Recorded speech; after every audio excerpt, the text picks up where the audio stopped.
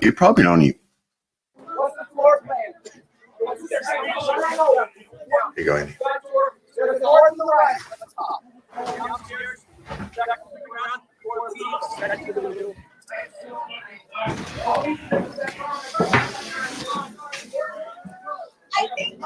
Doors already open. We just need a plan. We need enough people. We need to push forward.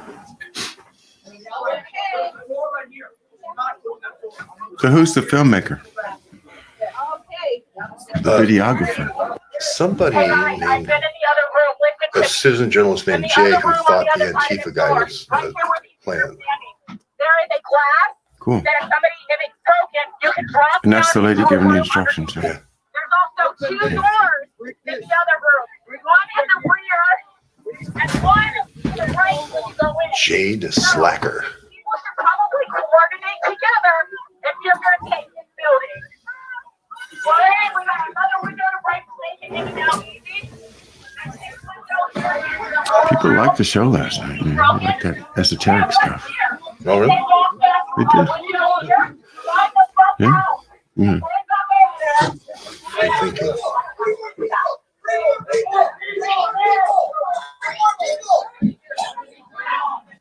Well, it is esoteric. What you saying? What you tell me? Tell me what you're doing. Just give me some narrative. Look for yourself.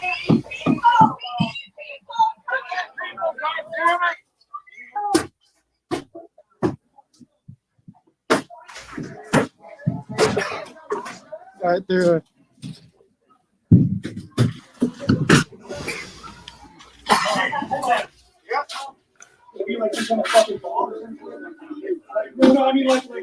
Is that Pelosi's office? I don't think so. I think that's Sergeant of Arms. That could be like that. All right.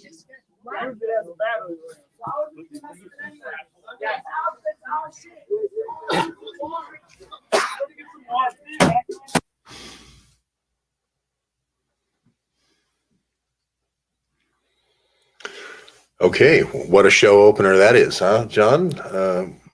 Pretty cool. Talk about behind the scenes, huh?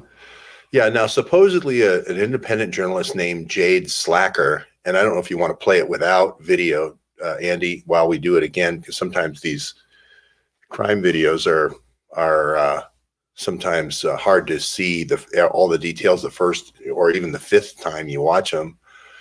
But you can see everyone knows about the thing we broadcast last night, which was the Lou Dobbs saying that Antifa was there. This guy was arrested, John Earl Sullivan in Utah as an Antifa organizer. So this film supposedly shows him somewhere directing action. I don't actually see him yet. I've gone through and looked for the kind of light-skinned black guy a couple of times, but there's this person named Jade Slacker who was apparently a journalist that was following him all over and just wondering, hey, why? I recognize you. You're an Antifa guy. Why are you here? And he kept asking him questions all along the way. Tony Schaefer, who, is a very good friend of Mike Flynn's, put this out this morning, and Bernie Carrick, ex-commissioner of New York, police commissioner of New York, put this out saying that this was Antifa. More than just being present. This is Antifa directing action. So you have some pretty high level folks saying Antifa was directing the action, not just there. But this, again, CNN proven wrong, 60 Minutes proven wrong, that George Webb's a conspiracy theorist. As George Webb said, when those orange hats in real time were coming in, Antifa orange hats. So we don't know the whole story of all those people, but we need to analyze these videos against the arrest list to make sure that all the Antifa folks are rooted out. And I want to give credit to Gateway Pundit for their publishing of the picture of this Sullivan and allowing everybody else to share it. It's great reporting. Yeah, Jim Hoft, he works with Peter Duke and done shows with Tracy. If you didn't have the Jim Hofts of the world coming in behind me on this one a week later, everyone would still think George Webb's a conspiracy theorist. And Jim, I thank you, and I thank Jade Sacker, because otherwise it would just be one lone camper out there. So, and we have a lot of people on film that are trying to encourage me to go in the Capitol. I knew it was a trap. That's why I didn't go in. There's a big article out on Drudge today about citizen journalists, about how bad they are, how they need to be credentialed and background checked, just like if I was working in a missile factory. So this is the direction. You can just see the metadata. Here comes another Bio-Patriot Act. Here comes another Patriot Act as soon as Biden's inaugurated. It's like the journalism, Control Act, the Journalism Control Act of 2021, where no longer do we consider our press to be able to report the facts without a little assistance from Big Brothers, kind of helping to filter out the facts that don't really fit the narrative. And what it's really about, George, is not the facts anymore. It's now about the narrative.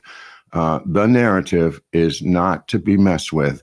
And that's why you get so many hits, George, because you're messing with the narrative. Yeah. Well, the perimeter, the sizing out of the perimeter, it was the 8-foot fences that we filmed a couple of days ago. And then it got, the perimeter, those 8-foot fences moved out, and then the big, heavy military vehicles moved in. You can see that this is the last time anyone's going to take a tour in the Capitol. This is the last time anyone who's not credentialed press to get inside this corridor.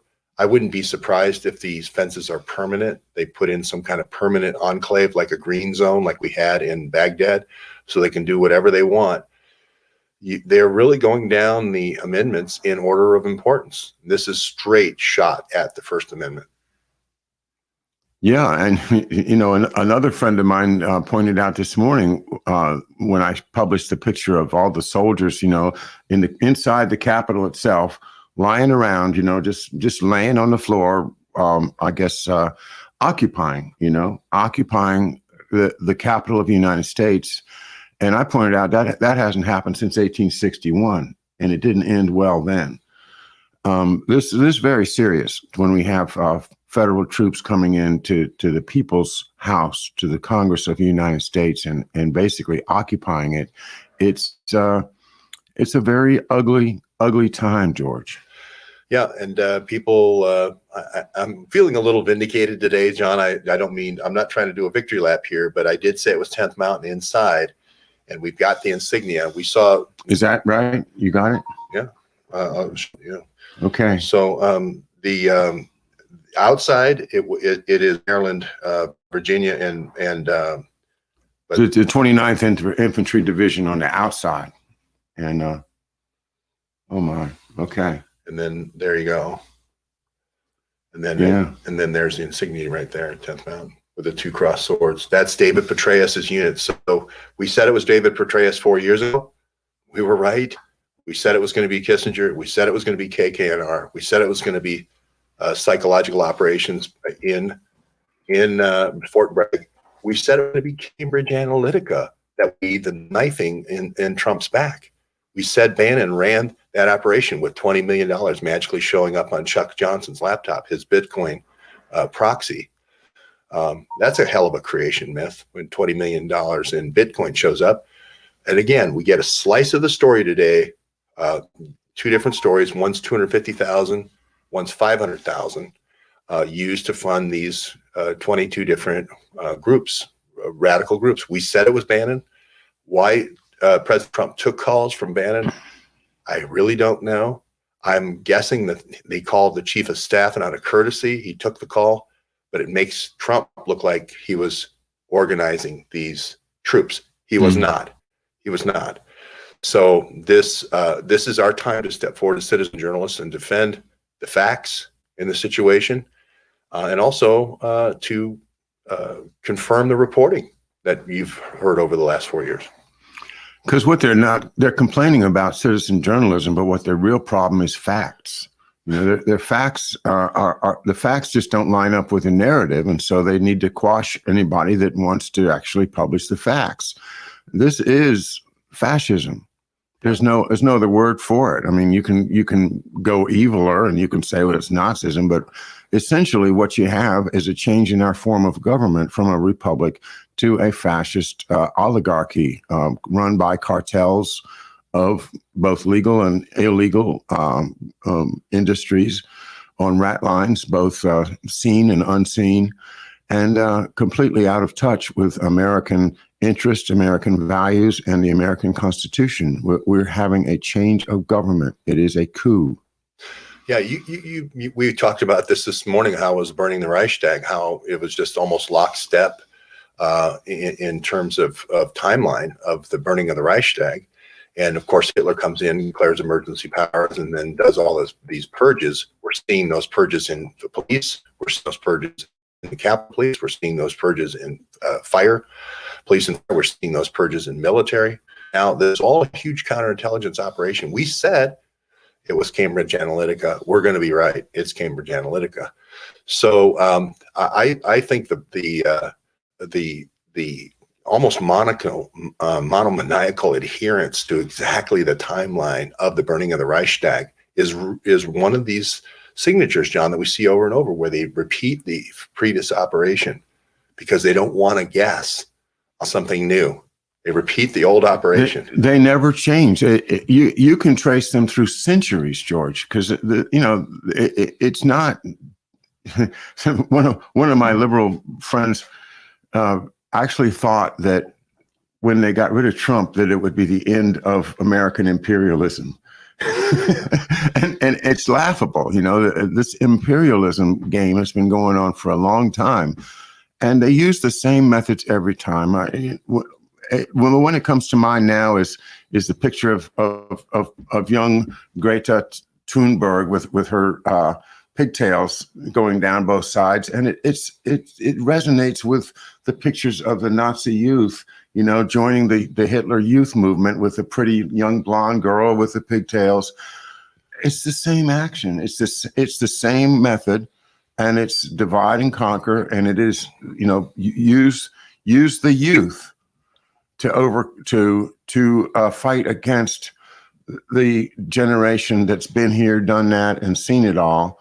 Because if they can shut us up, then they can fool the youth into following their path one more time. Yeah, it does have a Hitler Jugend with you see the Greta Thunberg things with Miss Climate Change. So we need to occupy your land, Mr. Farmer, Mr. Rancher, not because there's uranium, not because there's oil, not because there's natural gas, because of global warming. Well, if you're losing a family farm that's been in your family 6 generations, do you really care what reason they give for taking it? I don't think so. So this is an attack on really independent ownership. I think this is another thing in the Constitution, private property. And there you saw the headlines today in the or I'm not sure where they were published, but it was a number of instances of a report of how Bill Gates now owns more farmland in the United States than anybody else. He's the major farmland owner in the United States. What does that tell you? I mean, America was built on farming. America was built on the family farm, and the taking away of all these family farms over the past 100 and some years has been a project of the big banks. And now they've got their proxy, which is, Bill Gates. He's a proxy, right? He's a kind of a placeholder for the people that are really running the show behind him. And to say that he owns 242,000 acres of farmland. What is he doing with farmland? Well, he's going to be growing monocrops that are going to continue to destroy nature and continue to impair our health with these insertions into the genomes that have been described, by William Engdahl and many other people. This comes from Henry Kissinger and his NSSM 200, in which they said, we are going to have to not be nice. We're going to have to control the population. We're going to use methods that are not Marcus of Queensberry rules, and we're going to just do what we have to do, or else you know, we'll lose our edge. The elites are going to lose it. Yeah. Here's another way of not playing by the rules and fumigating farmers off their land. This is, I'm rewriting this book. It's going to have the same title plus one word in order to get by the Amazon censors about Kolomoisky. But John, you make a good point about the farmland. And, you know, in my book, Blackberries Matter, I talk about Seth Rich selling oil and gas partnerships to Hollywood and to the New York elite. And I talk about Warren Buffett, him being a proxy for Warren Buffett to do that for Dominion Energy. Dominion Energy sharing a lot of board members with Dominion Voting. Bill Barr on the board of Dominion Energy. This is a gas transmission pipeline, and my contact again in the Sergeant of Arms office where this coup was staged on January 6th said that this is what they were doing. They were taking the old USGIS surveys, land surveys of where the oil and gas was, where the uranium was, creating these oath keeper type people to go in and do fake, you know, stage events like Mallard National Forest with the thing in Oregon, down in Nevada, and taking these huge swaths of land, declaring huge public parks, all for our good friend Warren Buffett and his friends. There's some Roth people and there's some rock people, and I won't go into all of them, but you can read it in the book, and it's just coming true. The officer that supposedly committed suicide, Lebensgood, it's very reminiscent of Lebensraum. Lebensgut, living well, living good. But Lebensraum was living room, you know, because that was Hitler's justification for taking, right? Poland, yeah. Lebensraum. Poland and Russia, you know, they're just going to wipe out all the natives of Poland and Russia that didn't cooperate, you know, that didn't become servitors, in Professor Hamamoto's tremendous word. Servitors, that's what they allowed to live. You know, George has used other words for them, like soap passers, and these folks that allow themselves to be compromised, then proceed to do evil, and they do evil over and over again until they become hardened to it, and it's just like, well, let's do another dozen of them. Yeah. Well, this Lebensgut his father was a sergeant of arms, ran the sergeant of arms in the Senate and House there, and Nancy Pelosi and Chuck Schumer's little spy show there, protected. His father was the sergeant of arms. Yes, oh, yes, Jesus. Lebensraum, Lebensgut. Yeah, and just so happened to be work on Capitol Hill as a staffer. They didn't say he worked for Chuck Schumer. Mark my words, you're going to see Lebensgut worked for Chuck Schumer, and you're going to find Nancy Pelosi was passed this baton of having the server and managing the network for Antifa type activities. The activities that you saw in that room, they had the plans to the layout. They knew exactly. They had a working knowledge, a familiar daily knowledge of which windows and exactly what size the windows were and so forth from their daily life there. This was an inside job. Debbie Wasserman Schultz said this was an inside job. Jeff Merkley said key laptops were taken that had top secret information. We don't know the full extent of it yet. So how much metadata needs to pile up to see that Antifa, if their actions were being directed out of the Sergeant of Arms office by Nancy Pelosi, you can see why those orange hats would go through a 3-foot fence barricade and go in and get those servers. They're not going to be the guys with the MAGA hats. They're going to be the guys with the sunglasses on inside. And again, if you look at that video, you can see how dark it is outside at 2:30 in the afternoon, 2 in the afternoon. It was dark. There's no reason to be wearing sunglasses unless you're trying to hide your identity. Andy, I sent you a list of all the people that were arrested, and you're going to find a lot of these people, provocateurs, in that list. It's a link from the Justice Department. George, would you go through the Bitcoin story for me? How did we learn that this operation was financed, at least in part, by a massive Bitcoin donation? Well, I think this comes out of the Trump declassification. Trump declassified the fact that Halper was the key bag man between Cambridge Analytica and running operations in the United States. And he's played that role, I believe, ever since his father-in-law, Ray Klein, was running the operations in pigs. But his first real operation was knocking out Jimmy Carter. I think he put 111 different people, 118. Can't remember how many. It was a lot of operatives in and around Richard Nixon. So maybe he participated in Nixon a little bit, but his real first big op was the unseating of Jimmy Carter. This is a thing that's done every 4-year cycle, Capitol Hill. So Trump declassifies that. That's coming out either today or Monday.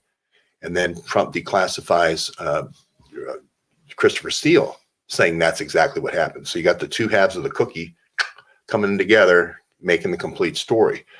So at that point, the people who are the ones that are perpetrating this, and it is Bannon. It's a fake right intelligence operation trying to suck people in so to get them arrested. This is Bannon's operation. Now you have to release a little bit of information, just a slice of the loaf, to make you still look like the hero, right? To make you look like you're trying to help Trump rather than trying to get all these pigs into the shooting pen so that the FBI can round them up, right? So they released, depending on who you read, Harry the Greek has a story out about $500,000 being transferred. There is a company that actually can show and follow the chain of transfers, the money transfers in Bitcoin. And I can't remember, it's Show Chain or something like that. But there is these 22 transfers of this $250,000 in the Drudge article about citizen journalism that I read. It was a French wallet, I believe, that went to 22 transfers to 22 other wallets, about 6.1 Bitcoin, which is about $500,000 at the time of the transfers in 2013. I think it's a lot more than that now. I don't know. I'm not a Bitcoin person. But then there's Harry the Greek has the 500,000 number out today. But I'm telling you, by personal knowledge, it's going to be Chuck with 20 million in Bitcoin on Steve Bannon's laptop. That's the big pot that they don't want you to know about. So they're giving you a little tiny eyedropper so they can look like the heroes. But it is Bannon. It is Bannon running a counterintelligence operation against people on the right. I have that list pulled up if you want to just go over that real quick. Well, if you go down to Sullivan, you'll see you scroll through the list and just count the number 1, 2, just scroll 3, 4, 5, 6, 7, 8, 9, 10, 11, 12, 13, 14, 15, 16, 17, 18, 19, 20, 21, 22, 23, 24, 25, 26, 27, 28, 29, 30, 31, 32, 33, 34, 35, 36, 7, 8, 9, 40. Do we get Sullivan in that? Yep, right here. So about 39 down or 40 down, there's Sullivan. So they bury, and this is when I see this, I immediately say, oh, this is a rabbit. They're putting out a guy who, you know, if the operation does go bad, and they are smart about it, and they drill down, we'll put him out because he's a nice looking kid and whatever, and we'll put it at the bottom of the list. So no one will ever scroll down that whole list. Well, there he is, Antifa, right there in the list of people arrested. What's he doing there? Hey, thank you very much for the super chat. Baha, is that Baha Harley? I think I see that. Yes, thanks, Baha. That's super.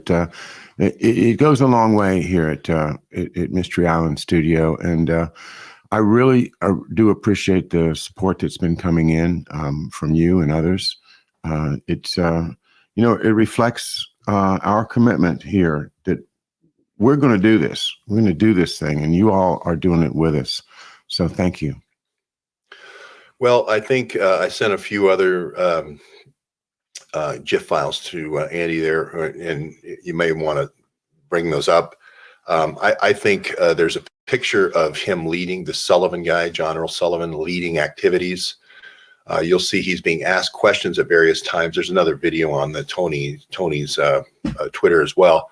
So you can see him doing more than just being an innocent bystander recording everything.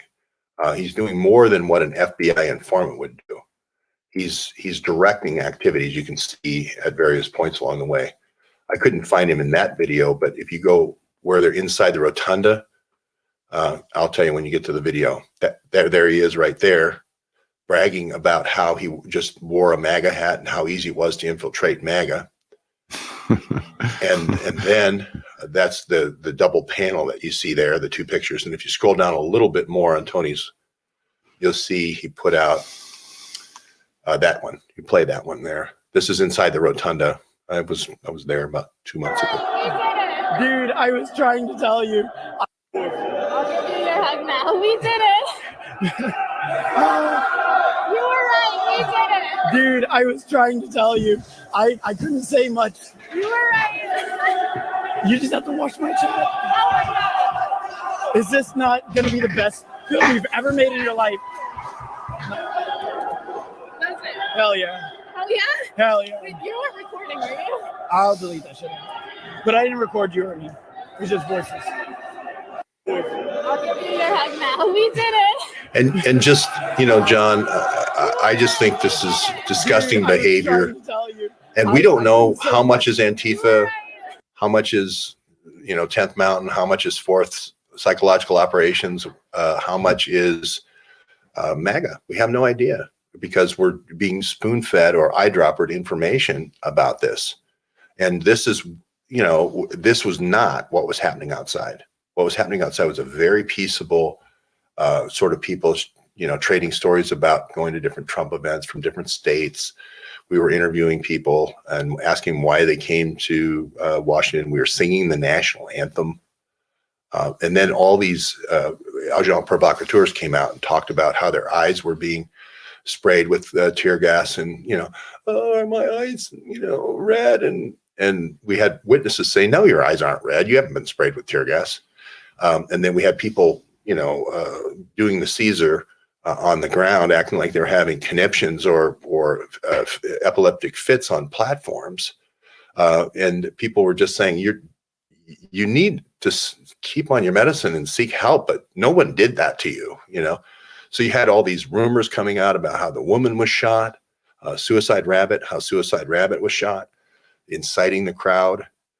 And what happened was the psychological ops did not work because they brought this information out and all these provocateurs came out and the crowd broke into Star Spangled Banner, right? That was exactly the wrong thing to happen. And I can just tell you, it was I don't want to say shit show, but it was something very close to it inside. And that wasn't what was happening outside. Oh, George, this is ground shaking news, and the more that we can publicize it, the better. I just hope that everyone that's watching this, you know, takes that one more step and let somebody else know that maybe doesn't know who this Sullivan is. We now know that he is the son of a major general in the Air Force. That's rather significant when we consider all of the second generation operatives that have cropped up around the world. You know, the McCain family being one example, but there's so many where unfortunately children are raised into the culture of these operatives instead of being raised to be patriotic, America-loving citizens, like you see, you know, the 99.99% of everybody that came on January 6th was here, you know, with their heart on their sleeve saying, President Trump said to come, and so I came. It's as simple as that. You talk about infiltrating MAGA, and I had to laugh. You know, how could you infiltrate something that's completely open in the first place? Well, you know, John, I had several conversations with Eddie Ads. We're extending our news crew house here for another week, keeping the group of 10 or so together, doing this, doing your folks, your archiving of the great White Room treasure trove. We'll get to that in a second. But you know, Eddie was talking about going to Atlanta after the inauguration, or when we were supposed to be out of the house today. I said, if this is your 9/11, right? This is, as far as psyops go, this is your 9/11. The only way you could have been more strategically positioned if you were in 9/11 was to be on the 103rd floor of Cantor Fitzgerald, right? Watching the 757, come in, and you were live streaming because you were right there in the middle with me with the Antifa orange hats. Some of them are going to be people that were useful idiots that fell for the recruiting. But most of them are going to be provocateurs going through that barricade and going and getting that Antifa server. That's going to be how this thing ends. I don't know how many years it's going to take to get there, or days, depending on Trump and what he declassifies. But I'm a little disappointed in Trump's declassification because he could do so much more. He could do so much more. But at least it's a start, and we'll cover it when it comes out. Yeah, I assume people are going through the recent releases and in newsrooms and back rooms all over the place. But we need to do our own investigation, and it takes time to go through all that material. So I'm sure you'll be reporting on that as soon as we have some more details as to the recent drops, whether they were significant drops or whether they were just something, throw a dog a bone at the last minute. I don't know yet, but I'm looking to see if there is the kind of content in there that we've been hoping for that would expose the entire, Hillary Clinton, Barack Obama operation to take down Trump from the beginning. Yeah, I hate to say I wrote a book on it, but I talked about Carter Page and Halper running a counterintelligence operation inside the United States, out of New York and NYU for the energy sector, out of DC for the 2016 election. So, it's called La Jolla Carter Page. And so you can buy it, and you can see that, over a year ago, we talked about it. Let's pivot to McDuff, if that's okay. Always okay. I love to talk about my dad and his career. And it just, once again, George, I'm on this amazing ride with you and all the researchers, with Andy, with Addie, with everyone who's working hard to save this republic, and also to help me to tell my dad's story. And your books are absolutely tremendous. I love the way that you put things together that I never put together in order to help expose once again the real history of the past 50 or 60 years, that if you see it through my dad's career, then I think it's going to be impossible for you to deny what the truth really is. Well, just for an update for folks who follow the whole McDuff document collection phase, we had a room that I would say was less than like your dad's filing system. And these guys went through it. And it wasn't no system at all. It was just, I've moved how many times, 4 or 5 times. I mean, things just go into boxes, and then the boxes get shuffled, and then it's just an incredible mess when the team got here. Andy and Dave and Deborah came in and worked very, very hard to help organize. And now we spent yesterday about 6 hours working very hard to sort through get the wheat from the chaff, so to speak, so that George has the material he needs to support his book, his latest work, and that we can get it down to a manageable amount of images, of documents, of old letters from J. Edgar Hoover and various military officers around the world to my dad, so that it can all be put into a more concise and easily found. And lo and behold, I did not know that we had a professional archivist with us until yesterday, and it turns out that Deborah has this skill of archiving that she's now over there working at the Charette House as we speak. Yeah, and we knew treasures would come out. You brought over 2 boxes. You went through and combed through those 2 boxes. We're trying to do it a little bit at a time to take a deliberate approach. I got 6 or 7 more boxes, George. Yeah, I know. That's why we're here another week. But these different emails or cards and condolence cards about when McDuff died or during his time in Europe, I think this whole after Kennedy period is emerging, this TDY period, I call it, but maybe it's going to be the Germany period or the Europe period. But we found in 1961 this training manual from Camp Peary down in Virginia. No, from Quantico. Oh, it's from Quantico. Okay. Yeah, the FBI. But my dad, 10 years in the Washington field office working under Sullivan. This thing which I had, it's a small black notebook, but it's full of procedures of what to do. Like one of the pages describes how to dress if you go into the Soviet Union as a secret agent.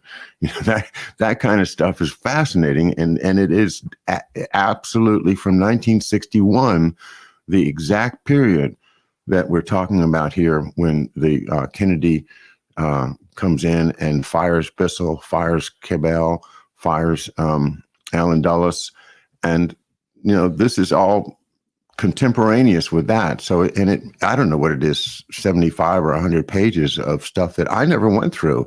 But once Tom started reading it yesterday, and I picked it up and I said, "Oh my, George has got to see this."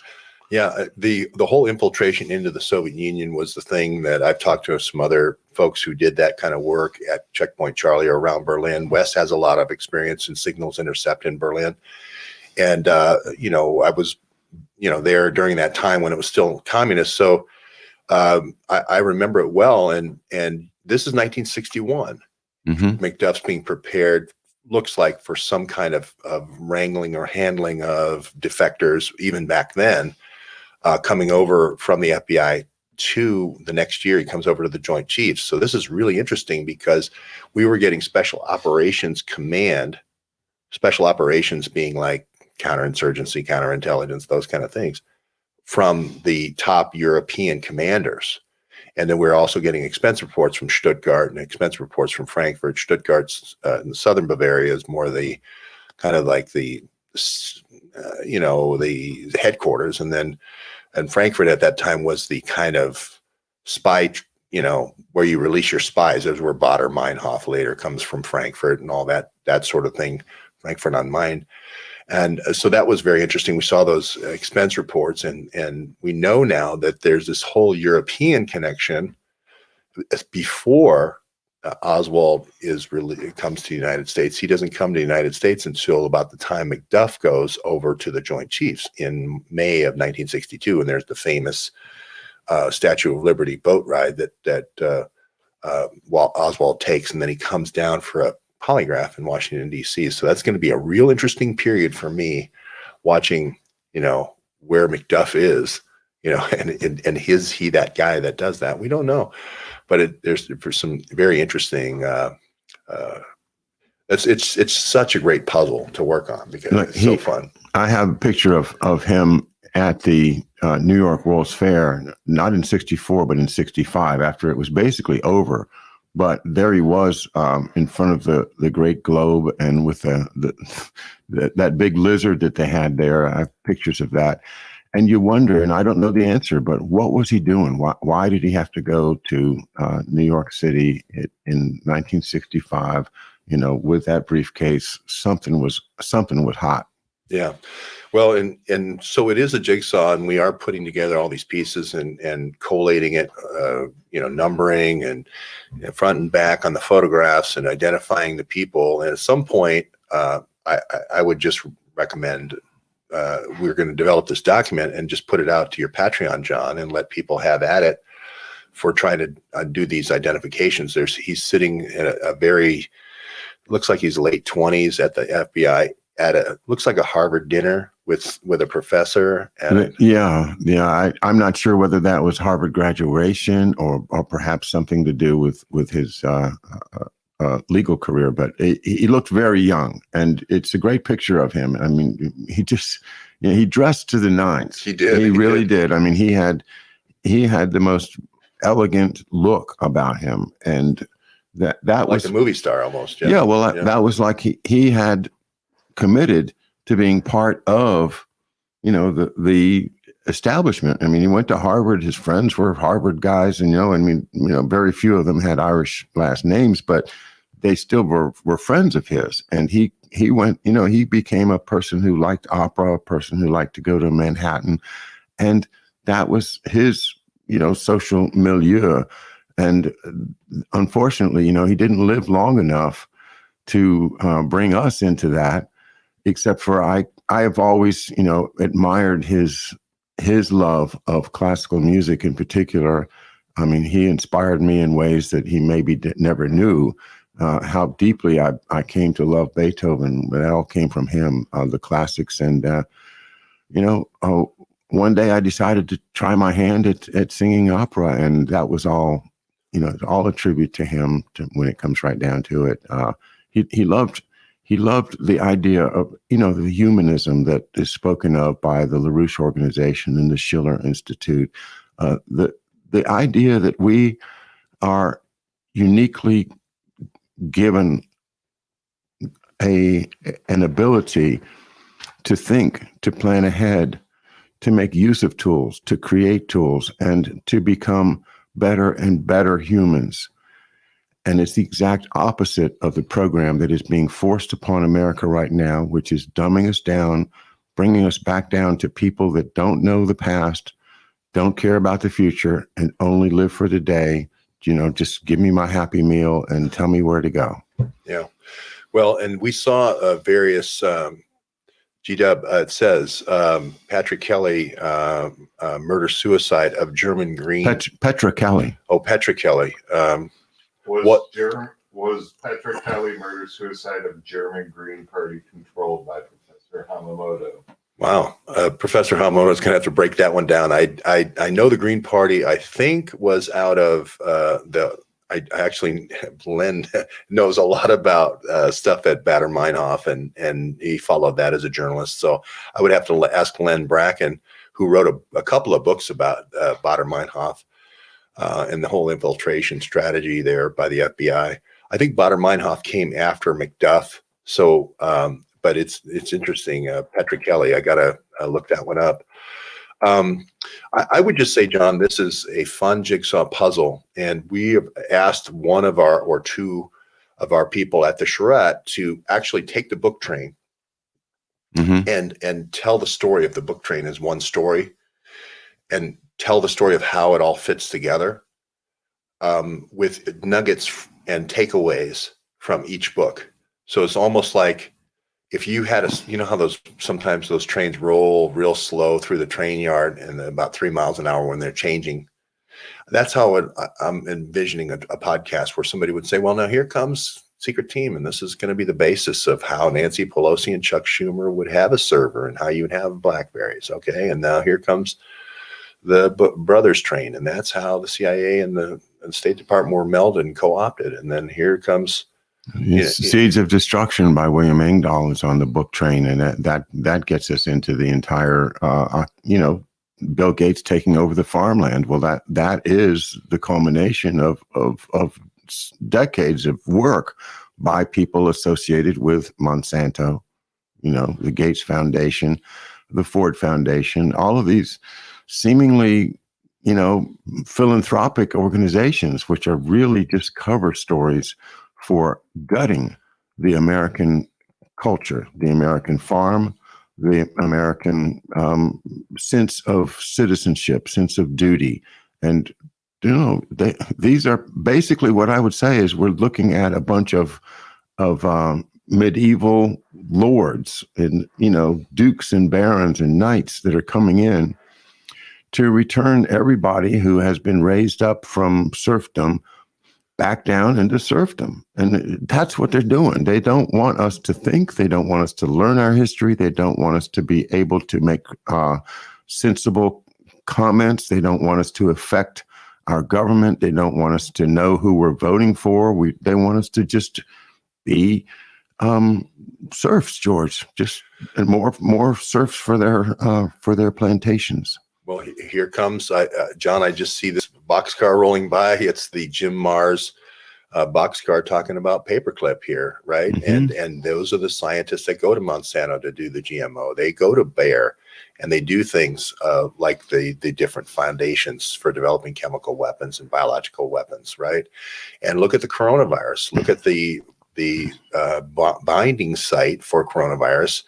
It is homologous to the salicylic acid that Bayer has the the patent to, and has the most knowledge and research over 100 years.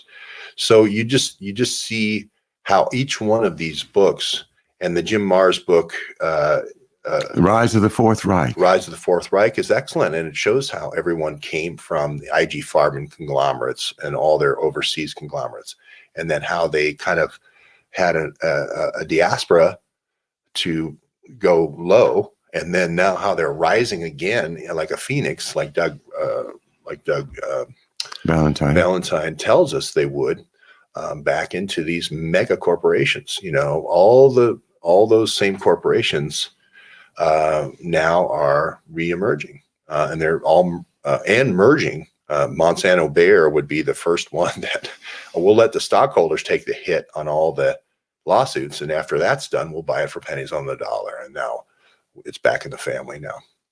And the merger of food with medicine, you know, the idea that Bayer, you know, and I sometimes like to say Bayer because it emphasizes that it really is a German organization that has been there for over 100 years, and they were the ones that developed heroin in the first place. So what more do you need to know? I mean, Bayer, Monsanto, Bill Gates, heroin, it all goes together. This is a unit to be talked up together, to be studied together. You know, you want to know where heroin came from? Well, look at Bayer. Look at the scientists that were using opiates to kind of a medical gain of function, you know, to make it even more addictive, to make it even more compelling that if you liked opium, if you liked morphine, you're going to love heroin, buddy. And then fentanyl and carfentanil, the synthetics. And we looked at the Duisburg Foundation. We were told that Muhammad Atta in Frankfurt, speaking of Frankfurt, was recruited for the Duisburg Foundation. That was a major recruiting area for the 9/11 hijackers. That's where they got their money. That's where they got their money transfers. So this does unwind. Working on this secret team here and watching these boxcars go by, we get a tool for every train that goes by. We get a tool for dissembling the deep state, and it is extremely helpful because people will say, "Well, that's a State Department person." You know, Bill Taylor, and moving all the chemical weapons production and taking that out of the old Soviet Union and moving it to Ukraine, that was a State Department thing. That's not CIA. And you go, well, have you read Brothers? There's no difference. Come on, man. This just gives you diplomatic cover that you can move things around. 23 different chemical weapons and biological weapons plants under Kolomoisky's control. Do you think that he just keeps them all there in Ukraine after he is the lead owner of the Antonov airline to airlift this stuff out in the tens of gallon tanks? No, this is going to be the heart of the operations. And guess who's talking to them? This book outlines it. The DNC and people inside the DNC using speech and debate to cover their contacts to Leshchenko and Kolomoisky. It's really quite unbelievable. A whole bunch of congressmen directly getting funding from Kolomoisky. Unbelievable. This is what they want to hide from you. This is why they have crisis actors. This is why they have these people come in and do these desecrations to our capital. And as Jay just posted with his super chat, the use of HIV tainted blood. This is an issue that we haven't really talked about much, but the great Japanese journalist Ishiro Yamaguchi, is it? I don't get his name right. I talked to him. but he reported that HIV tainted blood was being used in Kosovo. Basically, they're just using people who need a transfusion or got wounded as human guinea pigs to find out which human genome is most or least susceptible to HIV, so that they can fine tune, their methods of attack. If you're susceptible to HIV, then they can get you that way. If you're not susceptible to HIV, then they make you a soldier in their army, and then they give everybody else HIV because you've got the guys that can resist it, just like the sword and shields with the virus production in our military, industrial, biological nightmare complexes. One wonders how Fauci knew that gay men in New York would be the first outbreak of coronavirus, or excuse me, of HIV in the first week that he's sitting over at NIH. You wonder, how does he know so clearly and quickly? And the uptake, this is the uptake problem. With a transfusion, you had a 70% chance of getting AIDS. And so you can see this attenuation occurring. They keep going down the ladder, blood to blood, saliva to blood, et cetera, to try to attenuate, to not make it so obvious. You can't have everybody go out and get a transfusion. Thank you, Professor. I think you Professor Hamamoto knows. Shimatsu, he's a good friend of Yoichi Shimatsu. Yoichi Shimatsu. Yeah. And you can read Yoichi Shimatsu's writings at rense.com, RENSE. Yeah. When I was on Jeff's show, I did about 12 or so shows with Jeff, and then Jeff Rense would always have Yoichi on either before me or after me, and I'm like, oh my God, how do I get on the same show with this guy? This guy is tremendous. And if you haven't followed him, he's got a new book out, I think, and he's writing a book about coronavirus, I believe. Dr. Hamamoto would know. Mm-hmm. But this is one of the fun parts of our job, John, is we get to talk to all these incredible authors. Ed Haslam, you're going to be doing Dr. Mary's Monkey. Yeah, I heard from Ed last night. Did you? Yeah, he just he wasn't aware of where to find our work because he'd been looking for Kennedy's man to smash the CIA, and of course that's the channel. That's my original channel that got taken down about 4 months ago by YouTube for no apparent reason. It just said terminated for violating their policies, and they didn't even say which policies. They just give me this red line termination. So a lot of folks don't know where we are yet, and that's understandable. But a lot of people do. We've just crossed over 5,000, so that we're building right back up. And, so anyway, I talked to Ed by email last night and look forward to having him back on the show, the author of Dr. Mary's Monkey, and someone who helped a great deal with Judith Very Baker getting her story out, me and Lee. A controversial but very important body of work by the great writer and researcher Ed Haslam down in Florida. One of the and we're getting to the top of the hour, but one of the interesting things about having a group of people who've gotten slices of our content, they'll ask me questions. I was talking, David Ferry was the personal pilot of all these kind of neo-Nazi leaders that had been installed by the Nazis in South America and Central America. Yeah. And they would fly back for healthcare at Ochsner Medical Institute. Yeah, they were flying Juan Perón, from Argentina. I mean, this guy is a complete fascist. But they loved him in Tulane. They took care of him and his family and everybody else. They would fly to the Ochsner Medical Center for the treatment, the same place where Judith Very Baker was supposedly given a job, and then suddenly she didn't have a job, and the whole story evolves. I need to republish my interviews with Ed and the tour that he gave me around Bradenton, Florida, to show us the actual locations, the school where she had her lab in the basement, and all of those locations are recorded now on a video that I did in Florida with Ed Haslam, my tour guide, and I will republish that as soon as I can. I do want to once again give credit to Addie Attican, because besides becoming a very strong and very powerful reporter on the streets, George, he's also a tech guy that has been helping a great deal behind the scenes in organizing and republishing all of the 850 gigabytes of videos that were taken down when YouTube did their purge. Yeah. So it's ADDY, ADDS. You can find him at ONE, ADDY, ADDS on Twitter. He's working a lot on the McDuff stuff behind the scenes of doing the stuff happening right now with January 6th and really great stuff.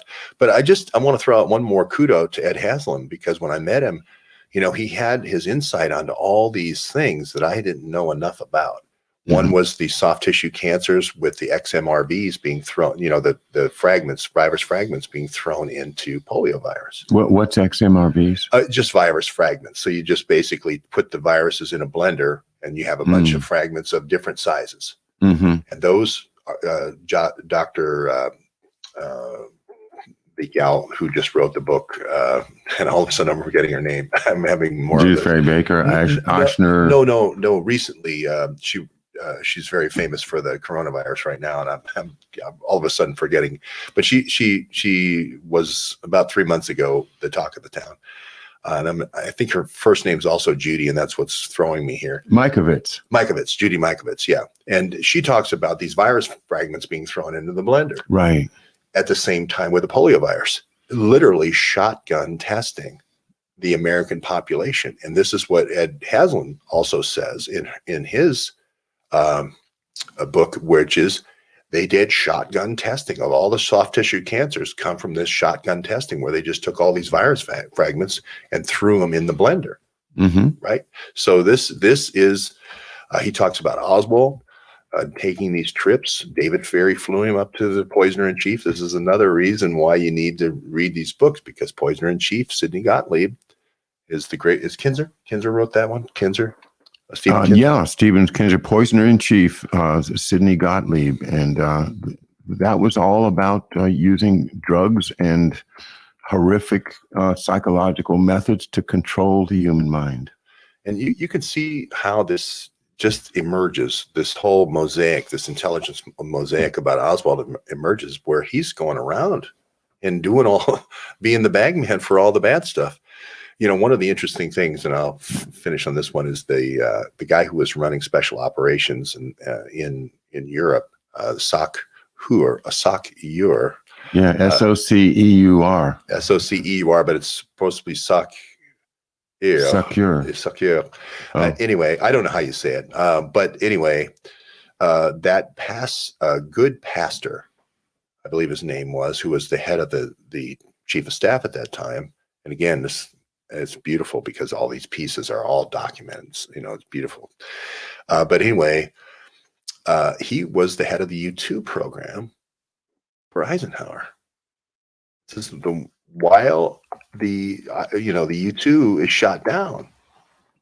So this is interesting because McDuff ends up going over there and interfacing with him. And again, it leads you back to Oswald. A lot of data and metadata going to Oswald. So we'll see. Yeah, my dad made a trip to London, and he also went to Germany during the same period of time. And now we're seeing who he visited.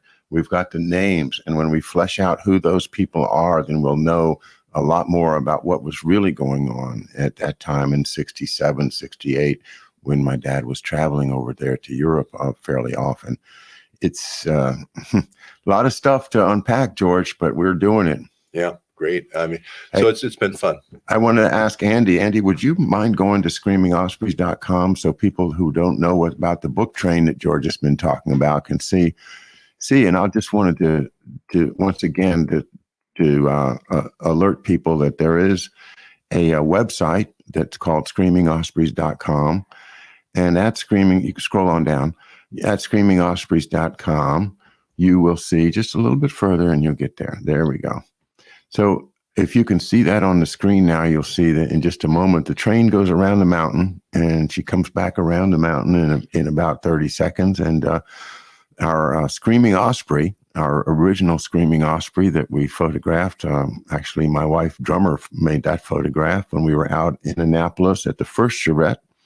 There's my old channel with the termination. We'll fix that. Notice. We're going to fix that. Okay. But you see, what you can do is you can stop the train with your mouse and then point to one of the books. And it used to be that you got all the book readings when you touch one of those. Now there's about 3 or 4 of them that we've refilled, and we're doing them one at a time. But those are the books. And once again, you can't get there right now, but some of them you can, such as let's see. I think population control, you might be able to hit something. There you go. So this is the original idea was that you could just say, oh, I want to look at that book, and boom, you get to the playlist. That's what we're rebuilding. So I just wanted you to see the book train, everybody, George and everyone else, to see what Jumping Mouse, Catherine, our dear volunteer that keeps our website and our playlists up to date. She did that. It's her work. And, I'm very grateful to you, Catherine. Oh, and just for those who say our sign is askew, we may have had John Earl Sullivan come through here, the Antifa guy. No, we're just kidding, but it does look a little disheveled. Yeah. And go through the video and see if you find video of them going through Nancy Pelosi's office. I thought of it, like, of course you would want as many people to come through your office to get as much DNA in there as possible, so that it would be impossible to track who had their fingers on that Antifa server. There you go. The counterintelligence operation, I'm saying it here, I've said it for 3 years, 4 years, was in the Sergeant of Arms office right next to Chuck Schumer's office as the leader of the Senate when he was Senate leader, and right next to Nancy Pelosi. Schumer shoved it over to Pelosi, and that's when Imran Awan became the proxy. George Webb, you want some good reporting? You need to know only those two words, George and Webb. Just look it up, George Webb, and he'll tell you the latest that you can rely upon, the latest that you can consider as the basis for helping your friends to understand why we are fighting this thing. We are fighting this great reset. We're fighting this takeover of our democracy, our republic, and we're not going to stop. They can terminate my channel. I'll start another channel. I am not going away. Don't let them spray you down, folks. Don't let them spray you down. This book's coming out again.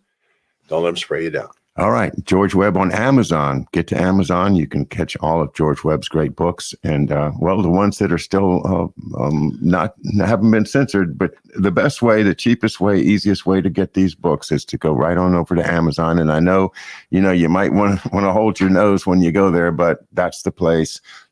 We have to work with what we have, George. And we will publish those out. I'm going to work with Andy, and we're going to publish those out to Apple Books and all these other ones.